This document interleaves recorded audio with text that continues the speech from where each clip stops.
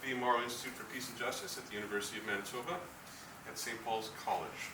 On behalf of our interim director of the Mauro Institute, Dr. Zaina Lafia, who happens to be away traveling internationally right now, my name is Jason Brennan, and I welcome you to today's lecture. The University of Manitoba campuses are located on the original lands of the Anishinaabe, Cree, Oji-Cree, Dakota, and Dene peoples, and on the homeland of the Métis Nation. We respect the treaties that were made on these territories.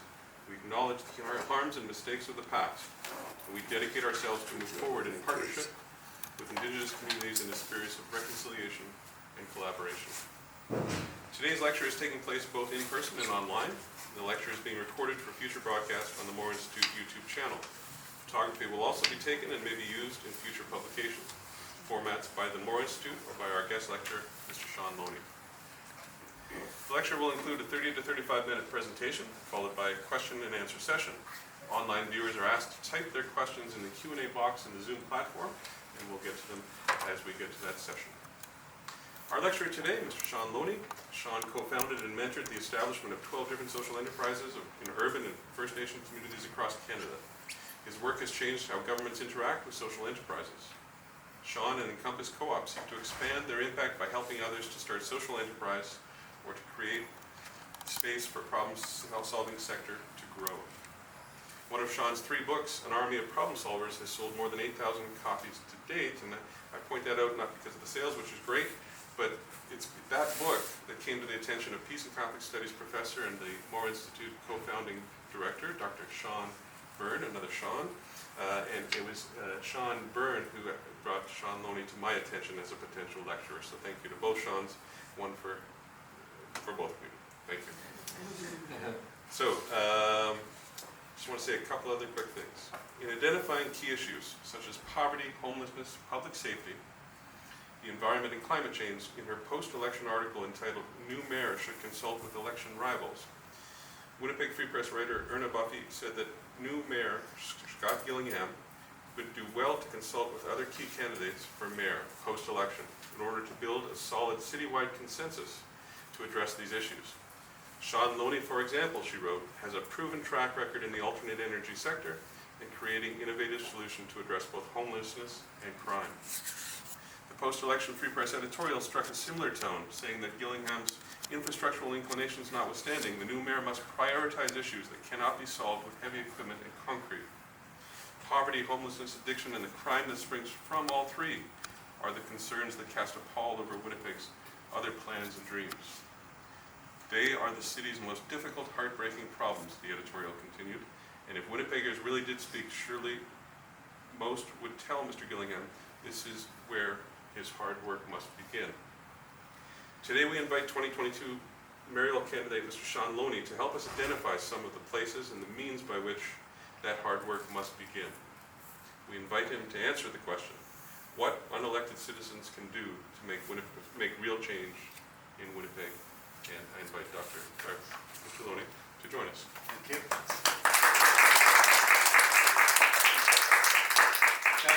Thanks, Jason. Most people come here are obviously doctors. I'm not. My learning has come less in institution and more in the front lines. Thanks very much for inviting me and for all of you for being here. Our guests joining us online. We'll also be pushing this out on our social media channels. When Jason contacted me, I thought, the timing probably is about right to let Winnipeggers know what I'm up to, how I see things unfolding. The election was a fascinating experience. Something, as you know, I wasn't really on my bucket list. I think a lot of people who run for office, I was uncomfortable with the attention. I remember seeing those lawn signs in the beginning. I was like, wow, it's got my name on there. And I'm much better behind the scenes. I did get some new suits out of the whole experience and some very uncomfortable shoes. But Fiona and I took some time off after the election to just kind of process. But it didn't take long to sort of reevaluate the landscape.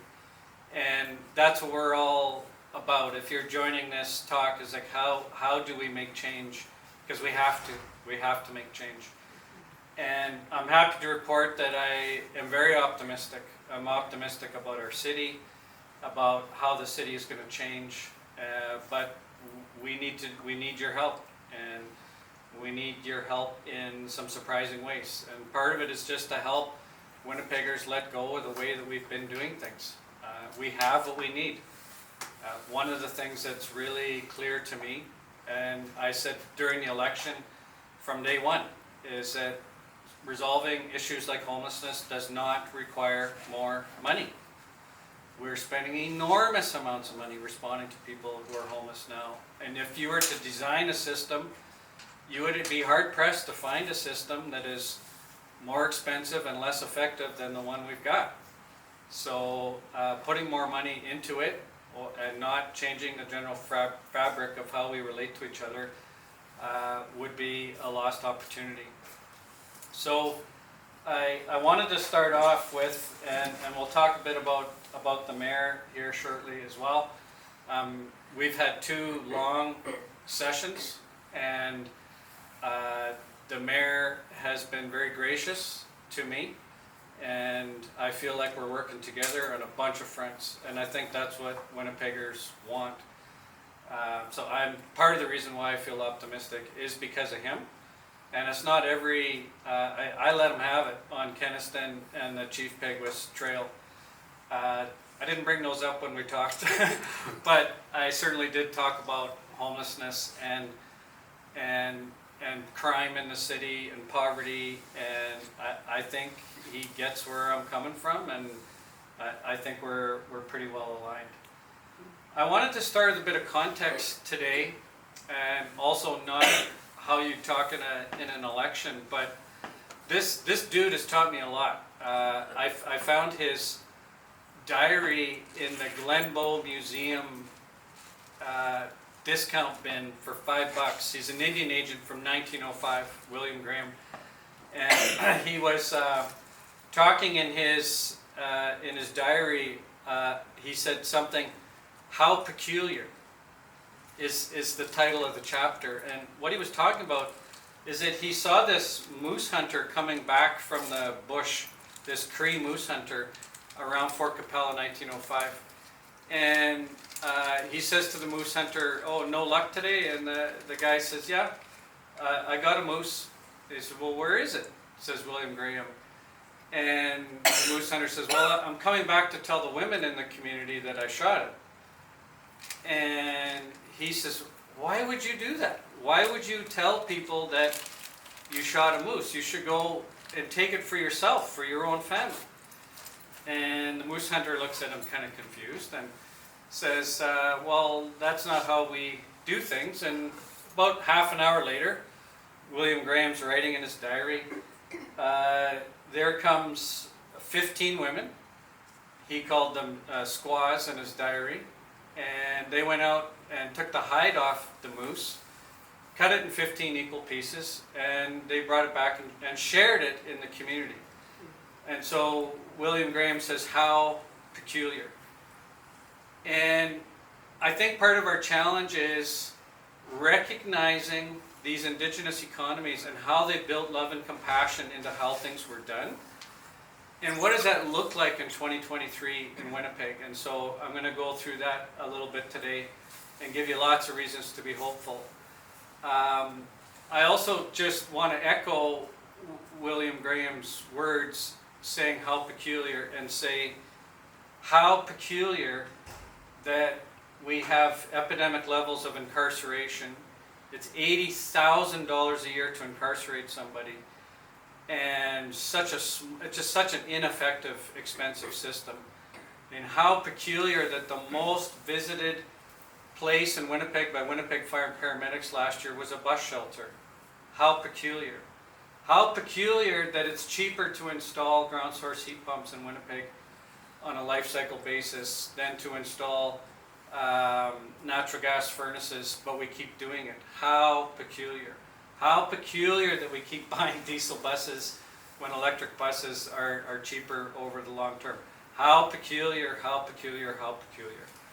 And so those are kind of the words that I think when we ask these questions, we're beginning to see the paradigm shift, and we're recognizing that, hey, we've been swimming in this water for a long time. We've noticed the seaweed, we've noticed the other fish, the gravel in the bottom of the lake or the ocean, but we've never noticed the water before. And we're beginning to notice the water. And once you see it, you can't unsee it. And so what's unfolding in Winnipeg is very exciting. I've seen it. More people are seeing it. And more people are seeing it in part because we ran a great campaign. And we ran it hopefully and positively. And I was not dismissed in the campaign. I finished well back of Councillor Gillingham in that regard, but there were people really arguing with what I was saying about poverty and crime reduction. They're just maybe like, what's going on there? So that's sort of what's unfolding now. So I carry this guy with me, and he's informative. We just want to kind of do the opposite of whatever he was talking about. So where did I end up? I'm working full-time at Aki Energy and Aki Foods, and these are two social enterprises that I helped to start many years ago, and I hesitated going back there because it's not about Winnipeg, I thought at first. And my Buddhist monk buddy was telling me, Shaun, you need to go where the current is. And there's a lot of current in these two enterprises, and the decolonizing of the relationship between Aki Energy and Aki Foods and governments. And so to moving away from these colonial funding models, which William Graham loves funding because it's how he can suppress the reemergence of local economies. It's how they can control what nonprofits and First Nations are doing. Funding is a tool of compliance. It's not a tool that values outcomes. And so with Aki Energy, we've installed a lot of ground source heat pumps in Manitoba. It took us 8 years to do 614, and that was through the pandemic. But we are negotiating a contract now for 400, and the time in which it takes to do 400 will be 3 years probably. So you can see how quickly things are ramping up. And we're adding in air source heat pumps, and we're actually going to start doing work in other provinces as well. And this is the Government of Canada not funding, but buying what Aki Energy's system does. So installing ground source heat pumps on First Nations. But we're not just doing that. We're saying to government, you need to pay for what it is we're doing, which is lowering utility bills. And it's also reducing the number of people on social assistance. It's reducing carbon in the atmosphere. And Efficiency Manitoba is a customer of ours as well. They're buying from us the impact that's important to them. And so it's just really, really exciting. And money is no longer the problem. It's the building of the capacity to get going as quickly as possible. So, and I realize this is about Winnipeg, because I'm able to say this describes the relationship that the city of Winnipeg needs to have with the police, for example, with nonprofits and the police, and that's what I'm going to talk about here shortly. But here's some of my coworkers learning how to install ground source heat pumps on First Nations, and yes, we are going to bring this into Winnipeg, and it needs to be done ASAP. We need to stop hooking up new houses to natural gas. It's not actually complicated, it's just different. With Aki Foods, we again started in 2015 in the Island Lake region of Manitoba, and interestingly, my grandparents lived there in the 1960s. They were United Church ministers, and when I was a kid, my grandpa, I remember him saying, when they left Garden Hill First Nation, that was the last garden there. It's like, what a strange comment, but as a kid I had absolutely no idea but I remember him saying that. Well, through the work of Four Arrows and others, Byron Beardy, Robert Guilford, and others, we started a 13-acre farm. And we thought we were starting a farm, but as Jane Jacobs describes the economic development process, nice starting point, but things began to evolve. The kids have their own plots at the farm. We started selling healthy food as well. And we're moving rapidly towards supporting a group of 1,000 people in the Island Lake region, keeping in mind 4 to 5 First Nations kids will have type 2 diabetes. Think about that for a minute. 4 to 5 First Nations kids will have type 2 diabetes. And remember what I said before, it'd be hard pressed to design a system that was more expensive and less effective than the system that we have now. But thank goodness we designed a system so we can design systems that work as well. And so what we're doing is we're engaging Indigenous Services Canada and saying, look, we'll lower blood sugar levels in this cohort of 1,000 people. Will you pay us the value of reducing those blood sugar levels? It's a decolonizing of the relationship between governments and nonprofits. It's very exciting. And while at first I thought I spent 1.5 years of my life talking about nothing but Winnipeg, realizing the impact that these social enterprises and the relationships with governments have on Winnipeg is profound. So both these social enterprises and others are located in the Social Enterprise Center, 765 Main Street. If you haven't been there, pop by.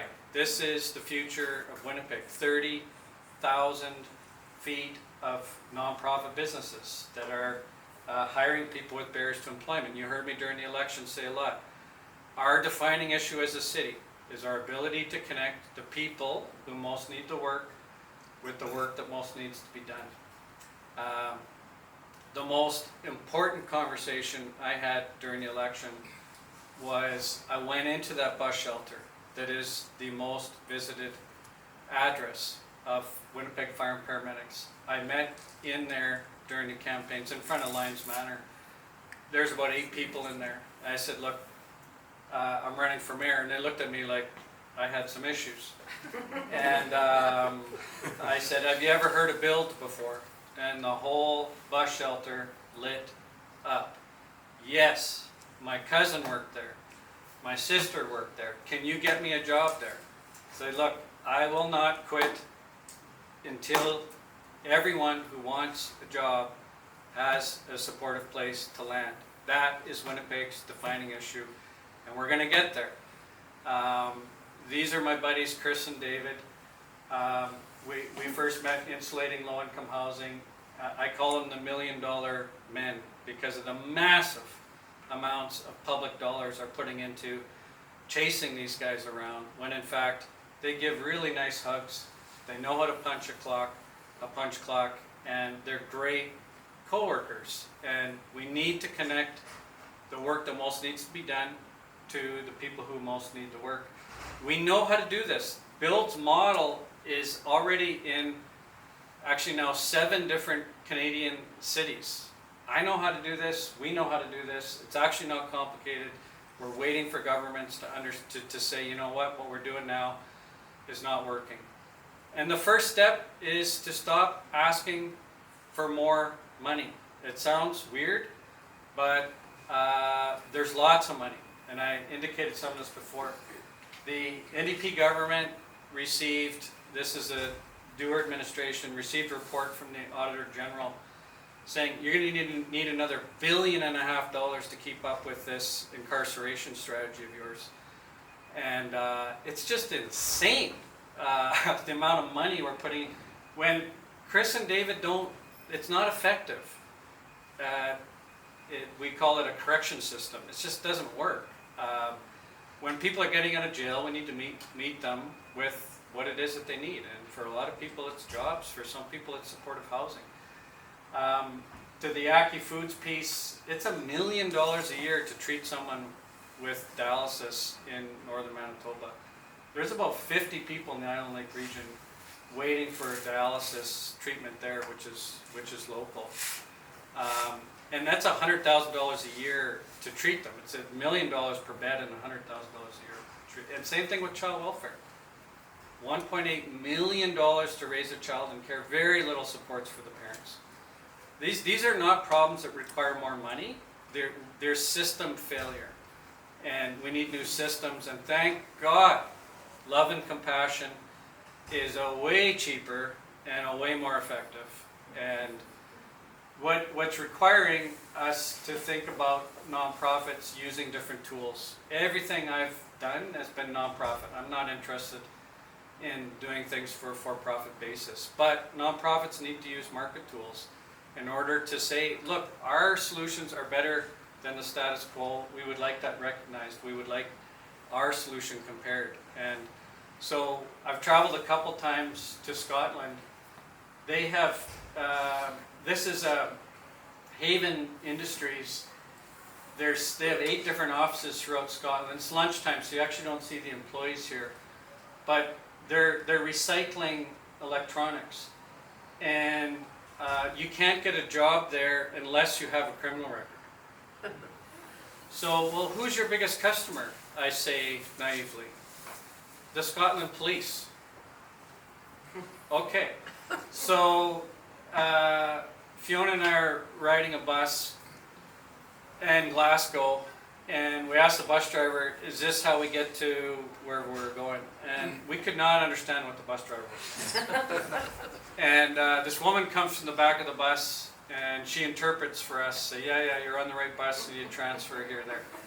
So I sat down with her, and she says, what are you doing in Glasgow? And I said, I'm just trying to figure out why you have so many social enterprises. I'm here, I'm writing a book, I'm learning about your ecosystem.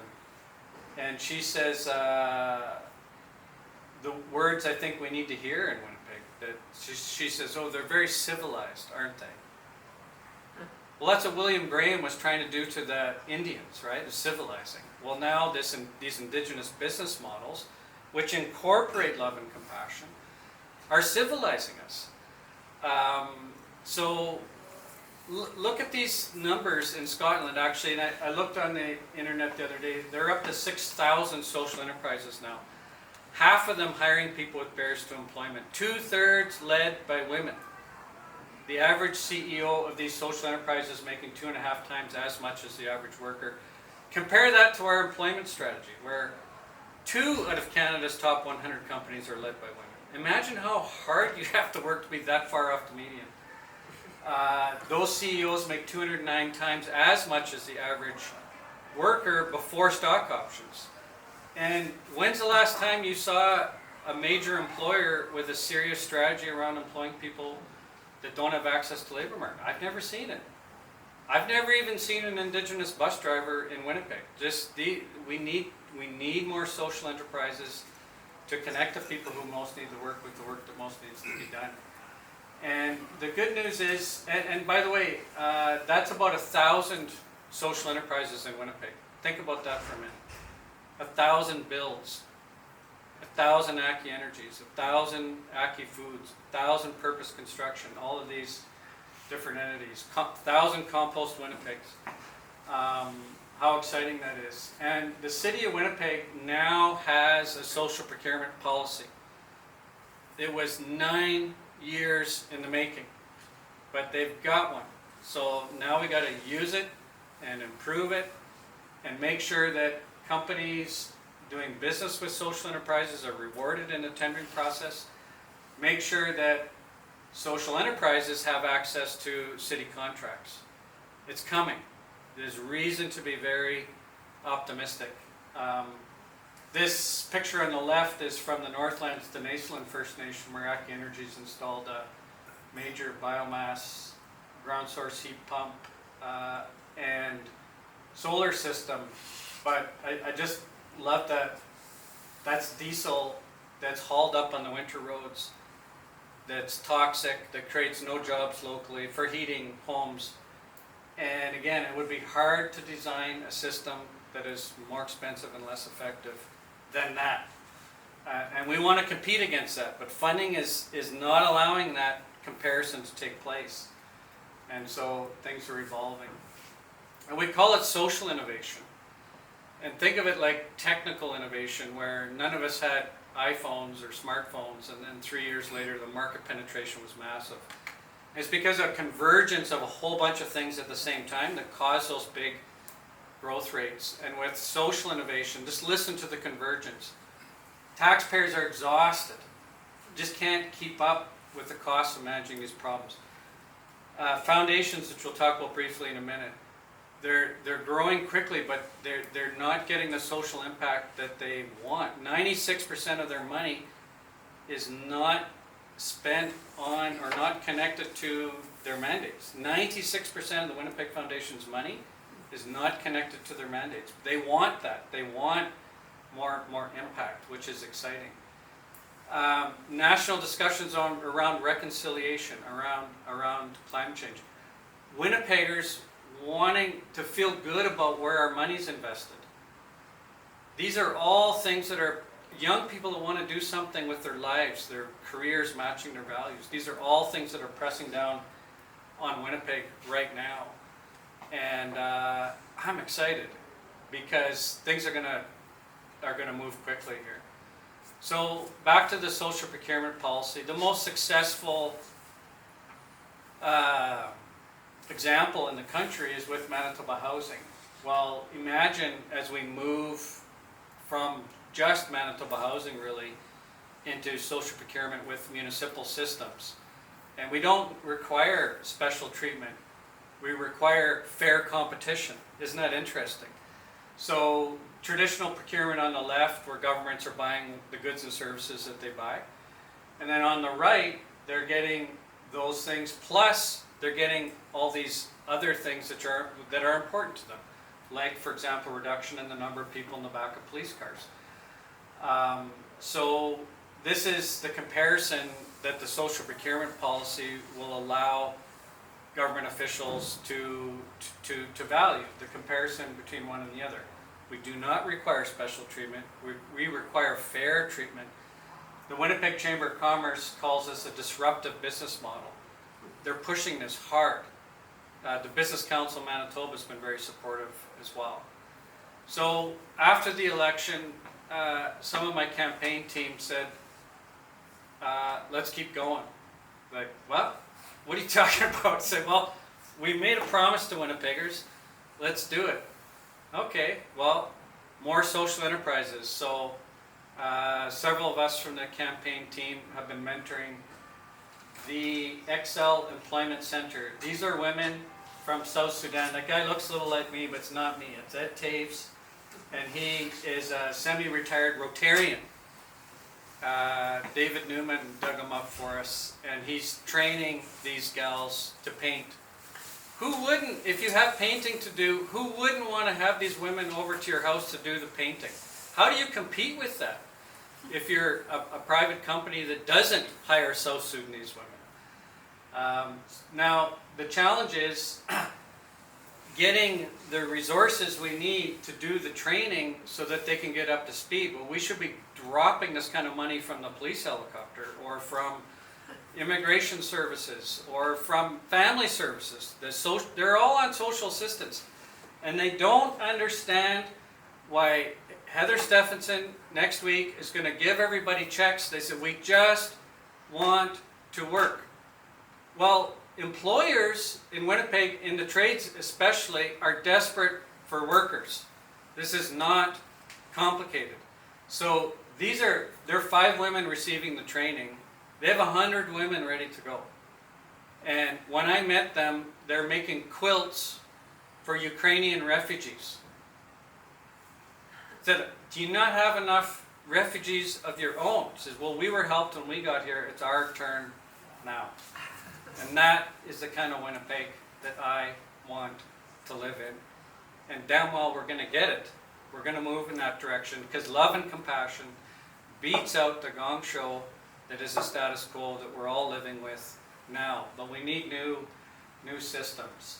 So I'll come back to that shortly. Now, here's what the new is as simple as we can describe it. And here's government's, what they kind of know is coming is that upper trajectory. This is a slide we used on the diabetes front, but it's the same if it's policing. And I'll show you a police slide here shortly. But what we're saying to governments is, if we get that trajectory down, will you split the savings with us? You don't have to pay unless we do it. That's the value proposition that we're making to governments now. And when you talk to them that way, they like it. They like it a lot. It's very different than what we're asking for presently. But this is from Twitter about 3 weeks ago. This is a police chief saying publicly Look, here's our call volume on the left in blue. It's going up 4% a year. So if we don't get more resources, then we're gonna have longer wait times, and nobody wants that. So, but there's another way of addressing this problem, and that's reducing the workload. So I'm making my way through the police board, and Mayor Gillingham has been very supportive of this, is to say, can we do something different here? Which is a partnership with the nonprofit sector to say, if we get that workload down, will you split the savings with us? And we're having similar conversations with Manitoba Justice. No one disagrees. Our enemy is the inertia of the status quo. And I don't know, I'm looking for an actual conservative at the provincial government. I am looking for a conservative or a progressive at the municipal government. I'm looking hard, and because that's what it requires here, is people that understand that what we're doing now is not working, and just continuing putting more money into this is not going to get us the city that we want. Defunding is also not something that is going to get us, because the police are really dug in on that. And it's important that we make progress. So we all agree there needs to be much more money spent in the nonprofit sector, and it needs to come out of the police budget. We agree with that, and this is the mechanism to do it. And I think the police are going to love this once we get through talking to the police board. And generally, and if you've read my recent workbook called The Beautiful Bailout, this describes the movement of the money. My coworker is a former chief of the Garden Hill First Nation. When we looked at the infographic, he said, it's a circle. Yeah, it's a circle. This is an indigenous way of moving money. You start with impact investors, such as the Winnipeg Foundation. The money goes to the community nonprofit that is providing the intervention. The police or justice, in the case of David and Chris, say, wow, we're seeing a lot less of them now. They recognize the financial benefits on their system, and the money comes back around and around and around, and it's very exciting. Now, quick note on where's the money going to come from. We were all pretty excited when the Winnipeg Foundation received a $500 million bequest. That's a lot of cashola. Came in the form of real estate. The foundation community, I think, in Winnipeg and across Canada is beginning to say, we can't measure our impact by the amount of grants that we're making. Are we making progress on poverty? Are we reducing our carbon footprint significantly? And how can foundations help reorient governments away from managing problems towards solving problems in the first place, which is cheaper and it's what everybody wants. And as I was saying earlier, 96% of foundation money is not connected to their mandate. And this is our friend Joan Lawson. Her dad started the Lawson Foundation. They've been fantastic with us. While she's up in Garden Hill, we put her to work in the farm. She's harvesting root crop there of some kind. And yeah, they've been granting money towards us, but they are a key investor in Aki Foods, how we're changing, decolonizing our relationship with governments. So lots of reasons to be hopeful there. Our campaign team also, we're going to be launching a community bond. And these are popping up around Canada and throughout North America. This particular one is from our friends in Guelph. 10C is the name of the nonprofit, 10 Carden. It just happens to be the address of their nonprofit. They bought a $2 million building downtown Guelph. And they just went to the market and said, look, if you give us $1,000 of investment, take Series E there, we'll give you a $30 check every year for 5 years, and then at the end of 5 years, we'll ask you if you want your money back. So we formed a relationship with Tapestry Capital, a nonprofit social enterprise out of Toronto that's raised $100 million already of community bonds. What do we want to do with it? We're going to buy land. We're going to buy land so nonprofits, co-ops, supportive housing providers can move faster, can move quicker. We're going to use it to install ground source heat pump loops at no upfront cost for homeowners. So when they're making the decision between, do I keep going with natural gas or do I go with something that is going to save me money monthly, that's going to create jobs locally, and is going to do something about reducing our carbon footprint, let homeowners make that decision. I know which decision Winnipeg families are going to go with. And we also want to use it to help incubate more social enterprises. Those South Sudanese women they need some upfront resources to buy the paint, to buy a vehicle in order for them to be able to do business. Things that if it were me starting a business, I'd phone my brother or my uncle or my aunt and get a loan or just even a grant. They don't have access to that kind of capital. So we're pretty pumped about this community bonds thing, and these are all things that if the city jumps on board, like I campaigned on 500 new level 2 electric chargers, and we need them desperately. But if the city can't get its head around that, we're just going to do it. Same thing with the heat pump loops. The Winnipeg Water and Waste needs to be offering that as a mature utility. This is our utility. They already finance the installation of water pipes across property lines even. This is something that makes total sense. If we can't do it, we're not going to wait. We're going to do it ourselves. But the invitation is there for the city to do that. And lastly, this is how I see social innovation happening.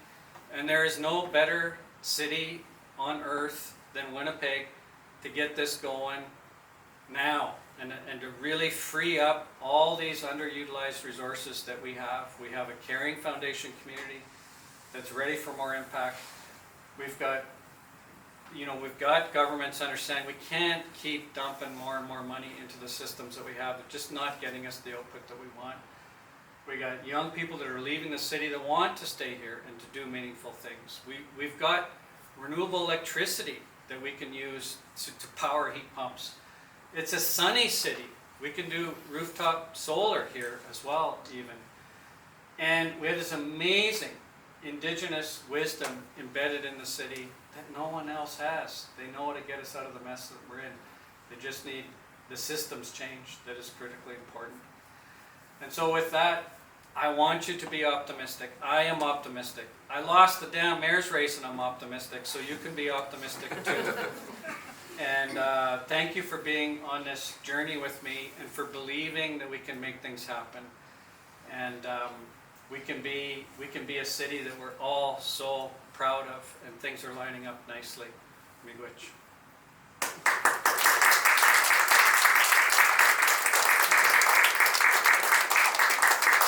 And one of the things I never learned to do very well in the campaign was to smile. My mom would say, "Can you smile a little more often?" It's like, well, it's hard to smile when you're cranky.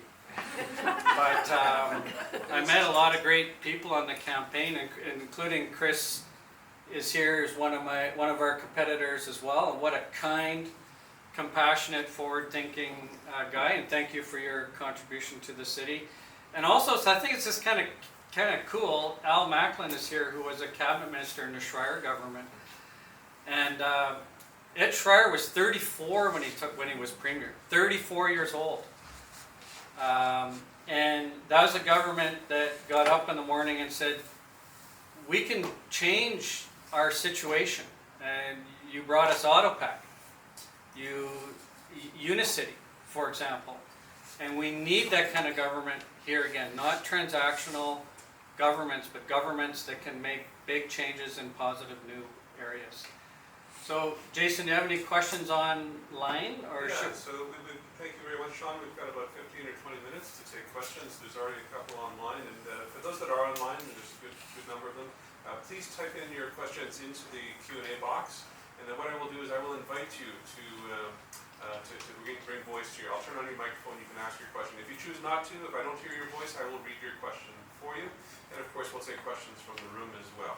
So I open the floor in the room, and if I don't see anything immediately, I'll go to the online questions. All right, so I'm going to go to the first online question, and Manju, I'm going to give you the permission to speak. If you would like to, you can ask your question in person, or I will read it for you. Hey, my question is, it's such a beautiful philosophy which more and more people should know in the world and follow it. What fuels it? What makes you work towards it? I would like to know so we can understand and try to follow your path. So the question is, what makes me? Yes, what fuels it, you said? Oh, interesting. Yes, what makes you do it? What you're doing? I would need a psychiatrist, I think, to answer that properly. But my spirit name is Benisuan Meno Yawin. That Stan McKay told me what my spirit name is. You don't get a spirit name, you already have it. It's just unveiled by elders that have that gift, and it means, Benisuan Meno Yawin means thundering healer. And for me, the thundering is my rage with the system the way that it is, and why is it so easy for my family to participate in the economy and so difficult for so many others. And the healing part is really a lifelong journey about understanding my privilege, of which I have so much. Because privilege and poverty are connected. You can't actually have one without the other. And so I'm uncovering more of my privilege, or having me see and recognize on a daily basis, and how that impacts others, and how I can use my privilege. So I feel, thanks for the question, I think I'm just trying to live honestly, and I'm at the sort of prime of my life now where I've got enough experience seeing how these systems can work, how they don't work, and a path forward. And I just want to put the pedal to the metal. And how nice it was to have, you know, signs up throughout the city, people saying, I want this type of city. And no one had heard of me before the election. My mom had heard of me, but she couldn't vote for me because she lives in Ontario. So Winnipeggers know me now, and that's thanks to all the people who are working on the campaign, the people who donated, the people who put up signs, the people who join meetings online, and we're not going to quit. And people aren't disagreeing with us. This isn't, we don't have to outshout anybody, we just have to overcome the inertia of the systems that we're living with now. Question in the room, yes. If you could just remove your screen, just so we can speak loudly and clearly. Thank you. One of the things that I was impressed with when you ran was, as you got towards the date of the election, you were talking about what you plan to do in I think, I don't know whether it was the first 100 days, but you seem to be plotting out what your actions were going to be. Yeah. I've been pretty frustrated watching the mayor, the inactivity that I've seen. I've seen him open more restaurants than I have actually announced things, and when he has announced things, it's been to put in a clause to let people own multiple Airbnbs, which I think is part of the homelessness problem. Having talked to him and a couple of times and had some, can you give us any insight into what his process is? Because I'm trying to be optimistic, and I'm struggling to see a way forward with him. I'm just not sure. I'm unclear what his plan is. Yeah, well, that's why we need to lead as citizens, and I think he said his type of leadership will be doing what the city needs in order to make these good, solid plans happen. And in the conversations I've had with him, he was wanting to know more. I found him to be very kind and generous and thoughtful. And he's interested in the experience that I've gained working on the front lines, the relationships we've built with foundations who want to do things differently, and a recognition that we as policing, for example, that things need to be different. So here's how I said this during the election so often, is that this isn't complicated. It's just different. So we go to the police and say, okay, can you come up with a list of 100 people who are in contact with you so often that it's costing $5,000 a month in staff time? Absolutely. Long list. Would you agree to pay a nonprofit $3,000 a month for every month you don't see them? That's it. That's it. It's not complicated. There's a few people said, Shaun, it's complicated. No, that's not complicated. That's different. But governments value what they buy. They don't value what they fund. And so it was a weird situation during the election too, where I had the lowest tax increase of the major competitors. I somehow ended up being the only actual conservative candidate in there, small c conservative, because I'm recognizing we don't need more money to solve the problems. Like, look at 911 calls. The way they just keep going up. Or I would say, well, where are those calls coming from, and how can we reduce the number of calls? That makes more sense to me. And when I say conservative, I mean it provocatively, in a sense that we want to use our money wisely. And there's a lot of people in Winnipeg who would say, that's me.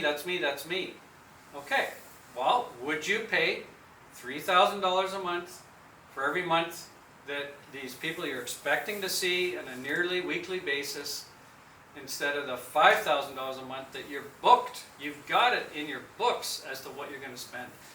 And we're getting a lot of people saying, yes. Okay, we got a lot of yeses. Now let's sign some agreements and show how transformative this can be. I feel like we can do it. And I feel like the mayor knows I want what's best for the city. I'm not going anywhere. And there's a lot of momentum around these First Nation agreements. That's why I took the time to go through that, Aki Energy and Aki Foods. A lot of people talking nationally about those. And so it's get it done time now. And the mayor needs to move, and I think he's willing to do that. I feel good about it. Thank you, Shaun. There's a couple of questions online, and just one comment. Patricia writes, I just want to read it because it's nice. Inspiring. I believe what you're doing now is more valuable than being mayor.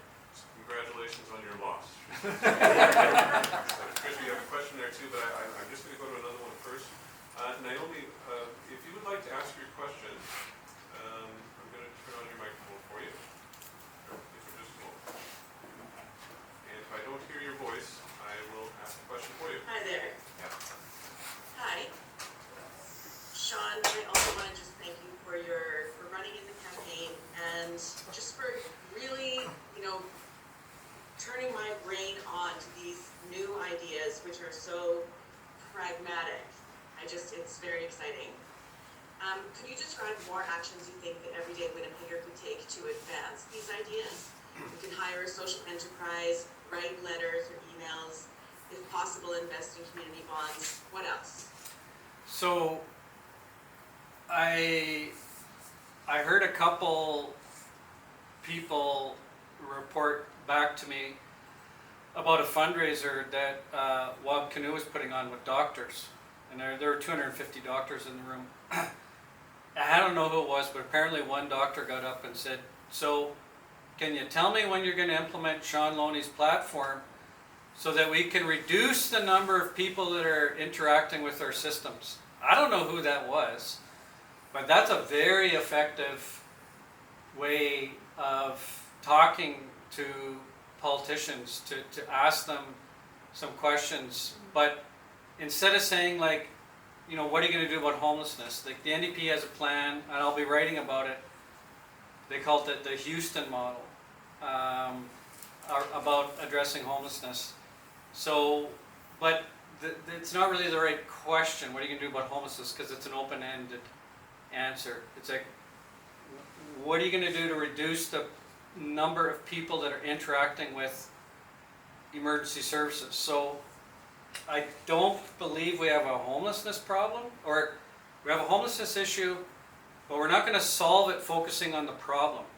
We need to go to where the money is, and that's in emergency services, and then work our way backwards. What's the solution to overburdened emergency services? Supportive housing, supportive employment.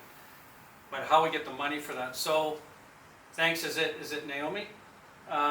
For asking the question, and I think we have a provincial election coming up, and I'm kind of tired of the same old, and we need to inject ourselves into the election and demand common sense across all three political parties, all four political parties. So that's something that's needed.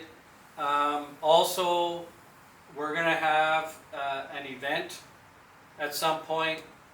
We're gonna raise some cash for these amazing women who are starting the painting enterprise and some other social enterprises that we're mentoring. You can have them come over and paint your house as well, get an estimate from them. And we're gonna launch this community bond, so that'll be coming. Exactly when, I'm hesitant to say, but we're working on it. And I think Winnipeggers are gonna love these tools, that we can give us the ability to get involved in the solutions game here in Winnipeg.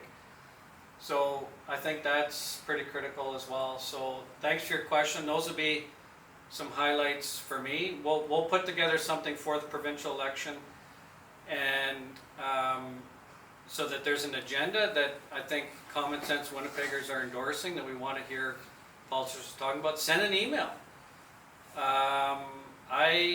I've been a little underwhelmed with the number of people at the legislature that have reached out to say, can we talk?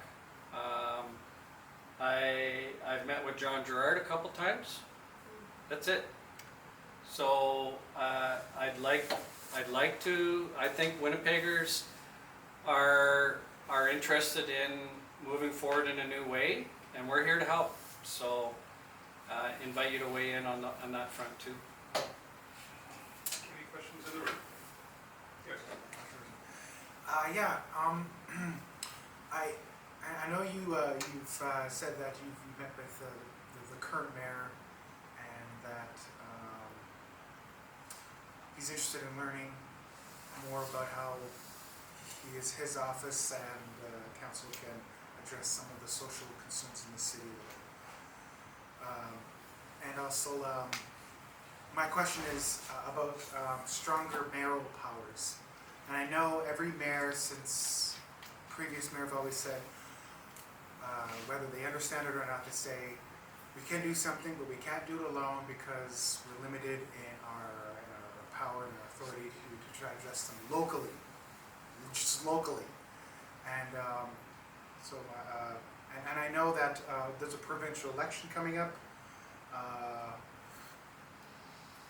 and it got me thinking about how can the province work with the city government to expand or increase the mayoral powers, just the mayoral office, to try to do these things. So thanks for the question. I didn't campaign on changing the strong mayor model, and I know Councillor Gillingham has made some changes.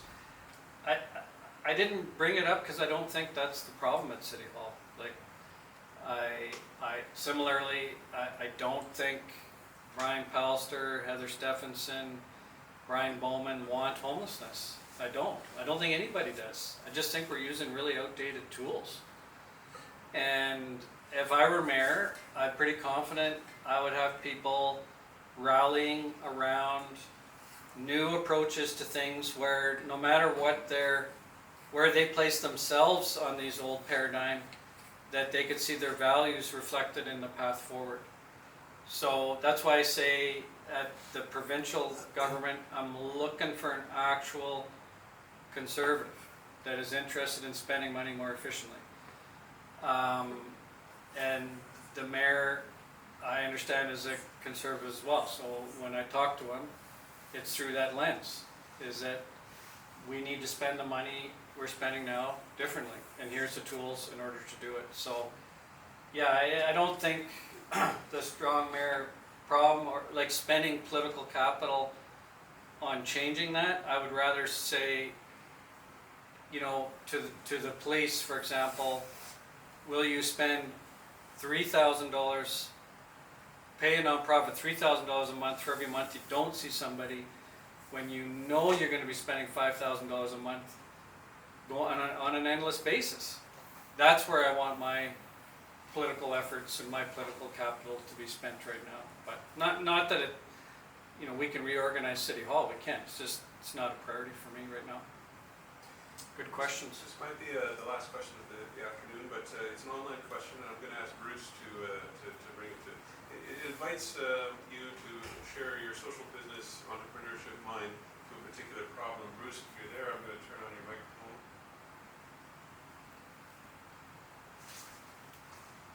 Wow, he just logged off. The very moment I was about to push the button. I'm going to ask the question because I think it's a good one, and it might help us wrap up. Is there a social business enterprise for diabetes remission? You've identified, you know, different ways that diabetes is a significant problem and numbers that I didn't even fathom. But what would be the social business approach to the problem of diabetes? So Aki Foods has weighed into that space. We're going to be getting paid for reducing blood sugar levels and using very entrepreneurial strategies to give people options to the monopoly retailers that they have now. And more local food, more hunting, more fishing, more gardening, all that. In Israel, there's 4 countries around the world that are using this strategy. And in Israel, it's just so simple. Nonprofits are working with 2,500 pre-diabetics, and they're getting paid based on the number of them that don't become diabetic within 5 years. It's shockingly simple. People say it's complicated. That is not complicated. That's different.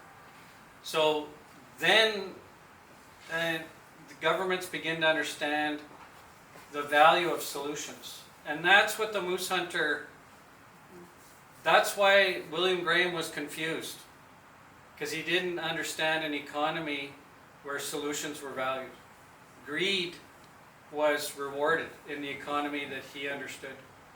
And we need in Winnipeg to move towards an economy where love and compassion are embedded in the everyday things that we do. They're not, that's a nice project where love and compassion is embedded, great. We need our systems to have love and compassion embedded, and for those things, the impact of love and compassion to be valued. And that's what I'm on about. And I'm just very grateful for those of you who, well, you all took the time to come out and listen to what I had to say today. That means a lot to me. I'm grateful for all the people who worked on the campaign to get this message out. And we're going to just keep growing it. And we're going to do it by inviting people into the tent. And it's not my tent, it's just a tent of common sense. It's a tent that can be described as, you know, what was going on with that Moose Hunter and what does that look like in 2023. And we're going to move forward in a way that we can be really proud of our city. And I'm grateful for all of you. Thanks for coming out today. Oh, it's such a nice wind up there, Jason. Yeah, it was excellent. We have a number of students that are online, and Okay. none of them have asked a question until now. So would you take one more? Sure, of course, yeah. I'm going to ask Anya to speak her question if she would like, and if she doesn't, I will read her question. Hi, thanks so much for this presentation. My question was, well, my comment was first that your common sense approach to addressing social problems like homelessness, mass incarceration, and chronic healthcare issues and inequities is both striking and convincing. And as someone who works within the realm of the arts and education, I wonder how we can apply these same communication approaches to topics whose outcomes are harder to measure so quantitatively or numerically. Good question, Sonia. There's a judge in Victoria that was really tired of seeing the same people in her courtroom all the time. This is about 6 or 7 years ago. And she was also an art enthusiast.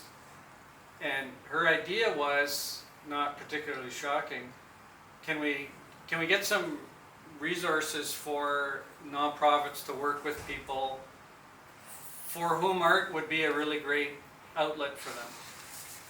And I think it was 300 people in Victoria, and the police said, yeah, we spent $9.2 million on this group in the last 40 months. So the police, it didn't take them long to calculate the amount of staff time responding to this particular group. The data is all there, and it's simple to use it to track.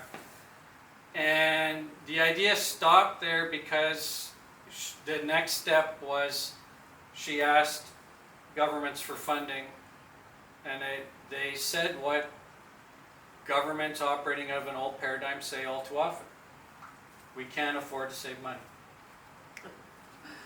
And so what we need to do with her idea is to decolonize the relationship between nonprofit art organizations and, say, for example, the police, and to connect them through the tools of which I briefly described today and which I've written about.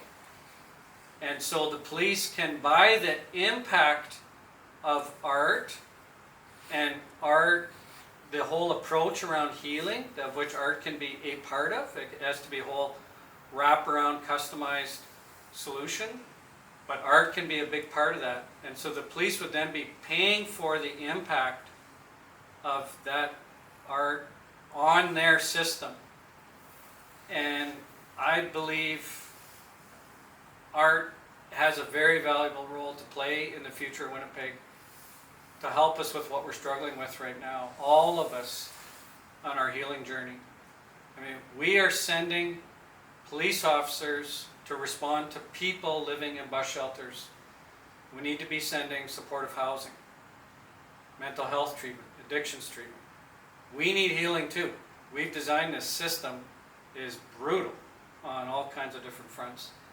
And so I'm excited about the future of revenue for art organizations as it pertains to helping Winnipeg with the challenges that we're really struggling with. So that's sort of part of the answer, Sonia. The other part is that, and I'm starting to forget some of these numbers, but this is a massive amount of our tax increases every year are going towards emergency services. I've forgotten the number already. It's massive.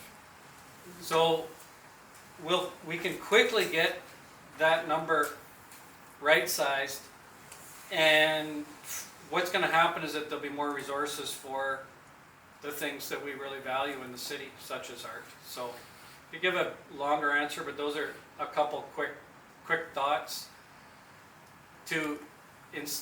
We need to keep funding art organizations. I made a huge announcement during the campaign, billboard tax and an Airbnb tax, and all of that money being directed towards art organizations in Winnipeg. We need to keep doing that, but we also need to begin to invite artists and the police, for example, to engage in more modern ways. And so we can start to see the value of art and pay for the value of that whole process.